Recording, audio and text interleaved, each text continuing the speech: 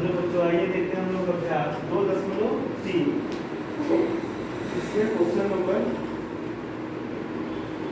3 का इसमें लिखा हुआ है k का मान ज्ञात कीजिए जबकि निम्नलिखित स्थितियों में से प्रत्येक स्थिति में x माइनस 1 dx का गुणनखंड हो। जिसमें पहला सवाल दिया गया आपको x square plus x plus k। हल करते हैं इसको।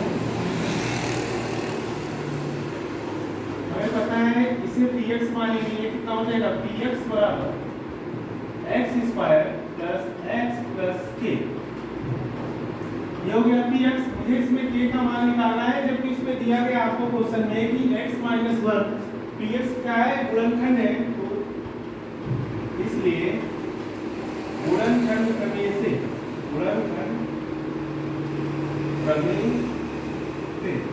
गुणनखंड प्रमेय से x माइनस 1 बराबर क्या लेंगे हम लोग 0। यहाँ से हम क्या निकालेंगे x का मान, ये कितना हो जाएगा x बराबर 0। 1 को ट्रांसफर कर दे कितना हो जाएगा a। x बराबर कितना आएगा। अब मुझे क्या करना है, px में से आपको k का मान निकालना है, इसलिए p1 का मान किसके बराबर हो जाएगा 0 का, क्योंकि उसने पहले ही बता के रखा है गुणनखंड है। p1 के लिए आपको क्या करना होगा, x का मान पूरा x square plus x plus k बराबर कितना हो जाएगा 0। इस x की जगह मान में कितना रखूंगा 1, ये कितना हो जाएगा 1 का स्क्वायर प्लस 1 प्लस कितना हो जाएगा k बराबर 0। 1 का स्क्वायर हम जानते हैं 1 होता है, और ये कितना रहेगा 1 प्लस कितना हो जाएगा k बराबर 0। दोनों को जोड़ दे कितना हो जाएगा 2 प्लस k बराबर कितना 0, और k बराबर कितना हो जाएगा 0।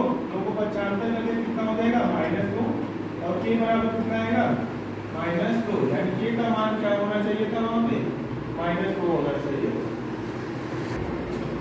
आइए देखते हैं क्वेश्चन नंबर 3 का दूसरा पार्ट, जिसमें दिया गया है px बराबर 2x square plus kx plus √2। इसमें k का मान निकालना है जबकि हमें पता है कि x माइनस 1 इसका px का गुणनखंड है। तो हल में क्या करेंगे हम लोग, px बराबर में दिया गया है 2x square plus kx plus √2। अब गुणनखंड प्रमेय से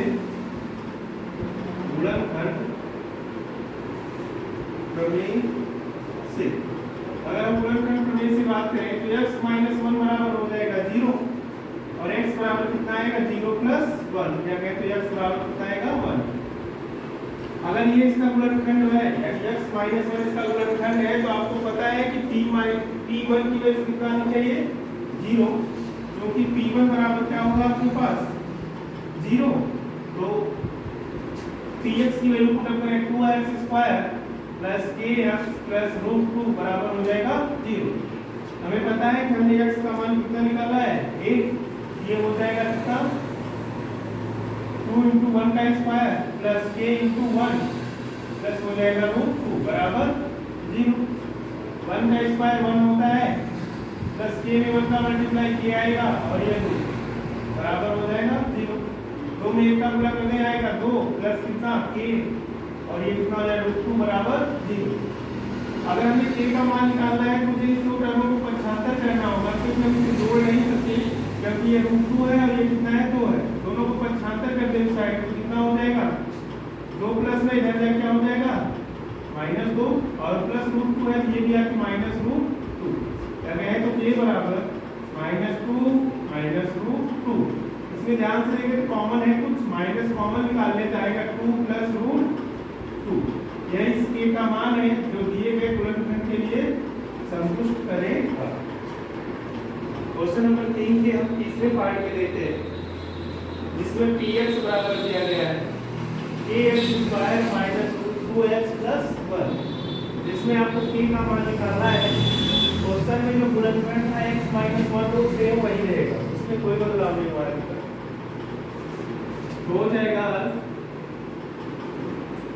आज तो सर लिखे हैं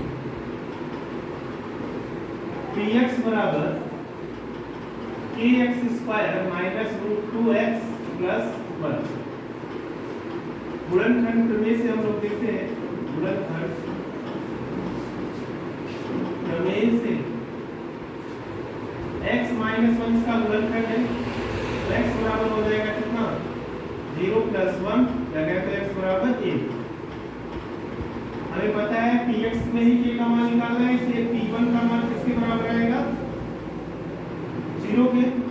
अगर हम इसका मान रखेंगे तो कितना आएगा kx square minus root 2x plus 1 बराबर हो जाएगा 0। x की जगह मान हम रखेंगे कितना आएगा k इंटू a का square minus root 2 into x की वैल्यू कितना 8 प्लस 1 बराबर 0। 1 का स्क्वायर कितना होता है 1 होता है, माइनस रूट 2 में 1 का गुणा कर दे तो होगा रूट 2 प्लस 1 बराबर हो जाएगा 0। k में 1 का गुणा करेंगे तो आएगा k माइनस रूट 2 प्लस 1 बराबर 0। k बराबर हो जाएगा 0। इसे इस दोनों को पक्षांतर कर दें तो ये कितना हो जाएगा प्लस रूट 2 और इसका करेंगे तो माइनस 1।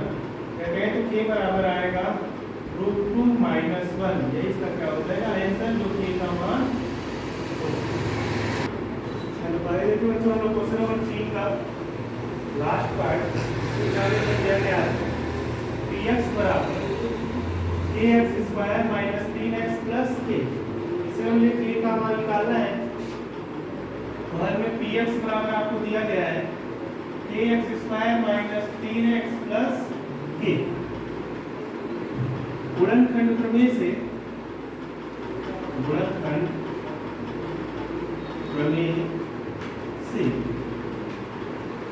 x माइनस 1 बराबर हो जाएगा 0, x बराबर हो जाएगा 0 प्लस 1 और x बराबर होगा 1। ये था आपके पास x का मान। अब हम जानते हैं चूंकि अगर x माइनस 1 इस px का गुणनखंड था तो p1 की वैल्यू हो जाएगी आपके पास कितना 0, इसलिए p1 बराबर होगा 0 और px की जगह आपके पास वैल्यू क्या थी kx square minus 3x plus k बराबर 0। x की जगह हम रखेंगे मान कितना 1, 1 का स्क्वायर माइनस 3 गुणित 1 प्लस k बराबर 0। k इंटू 1 का स्क्वायर हम जानते हैं 1 होता है और 3 में 1 का गुणा 3 आएगा प्लस k बराबर 0। एक का गुणा करेंगे तो k आएगा माइनस 3 प्लस k बराबर 0। इसमें k और k मिलके क्या हो जाएगा 2k माइनस 3 बराबर 0। लगा कि 2k बराबर 0 प्लस हो जाएगा 3, 2k बराबर 3 और k का मान निकाले तो 2 इधर गुणा करेगा, इधर जाके भाग करेगा आएगा 3/2। k की वैल्यू कितनी होनी चाहिए 3/2 होनी चाहिए। तो देखते हैं क्वेश्चन नंबर हम लोग 4 जिसका पहला पार्ट दिया गया है। इसमें क्वेश्चन नंबर 4 में बोला है उसने गुणनखंड क्या कीजिए, यानी ये जो क्वेश्चन दिया गया है इसका गुणनखंड करना है। क्वेश्चन में दिया गया है 12x square minus 7x plus 1।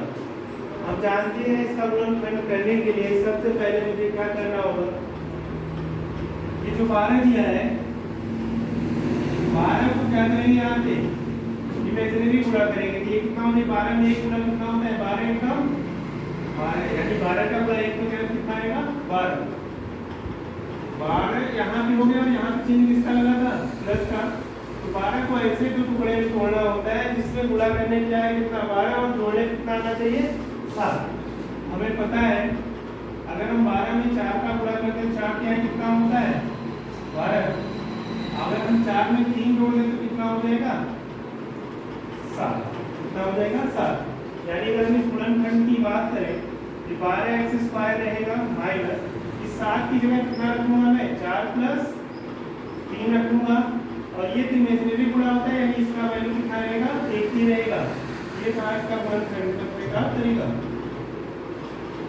ये कितना हो जाएगा 12x स्क्वायर यहाँ पे x छूट है माइनस 4 में x का गुणा 4x माइनस और प्लस का गुणा होता है माइनस और 3 में x का गुणा हो जाएगा 3x प्लस a।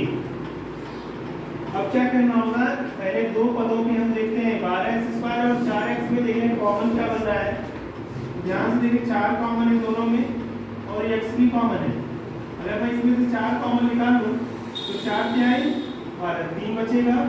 x यहाँ 2 बार था, एक बार मैंने बाहर कर लिया कॉमन तो x बचेगा 1 बार, फिर माइनस लगा रहेगा। इसमें से 4x कॉमन लेंगे तो 4 भी निकल गया और x भी कॉमन निकल गया तो बचेगा कितना 1 बचा। अभी लास्ट के दो टर्मों में हम देखते हैं कि इसमें 3x है और इसमें कितना है +1। तो मैं इसमें देखिए कुछ कॉमन नहीं है तो मैं कितना कॉमन लूंगा 1 कॉमन निकालूं कितना 1। अगर मैं 1 कॉमन निकालूं तो ये बचेगा 3x, ये माइनस माइनस हो जाएगा प्लस, इसलिए कितना बचेगा 3x। ये माइनस और ये प्लस है प्लस माइनस माइनस हो जाएगा।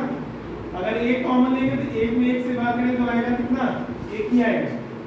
यानी ध्यान से देखें ये 3x - 1 3x - 1 दोनों बार एक बार लिखेंगे मिला के कॉमन में, और इसमें दूसरे ब्रैकेट में आएगा 4x - 1।